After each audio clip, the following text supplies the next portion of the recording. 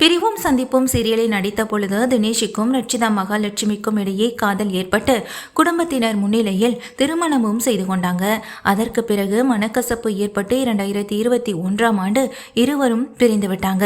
தினேஷை பிரிந்ததிலிருந்து சிங்கிளாக இருந்து வரும் ரட்சிதா மகாலட்சுமி இரண்டாவதாக திருமணம் செய்து கொள்ள போவதாக அப்பப்போ பரவி வரும் வதந்திக்கு இந்த பேட்டியில் முற்றுப்புள்ளியையும் வைத்திருக்காங்க.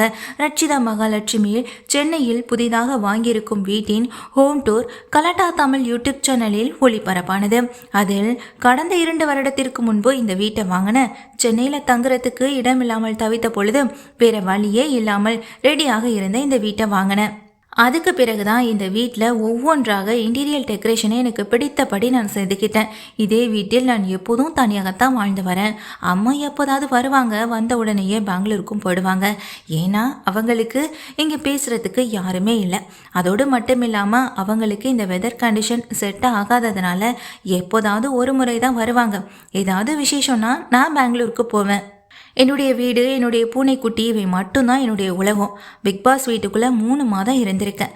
அதெல்லாம் எனக்கு பிரச்சனையே இல்லை. ஏன்னா இதே வீட்டுக்குள்ளே எவ்வளவு நாள் வேணும்னாலும் வெளியே வராமல் தனியாக இருப்பேன். தனிமை அப்படின்றது எனக்கு ரொம்ப பிடித்தமான ஒன்று. எவ்வளவு பெரிய கூட்டு குடும்பத்தில் இருக்கிறவங்களாக இருந்தாலும், எப்படிப்பட்டவங்களாக இருந்தாலும் வாழ்க்கையில் ஏதோ ஒரு தருணத்தில் தனிமையாக்கப்படுவாங்கன்றது எனக்கு நல்லாவே தெரியும். அதனால் நான் எப்போதுமே சிங்கிளாக தனிமையில் இருக்க தான் விரும்புகிறேன்.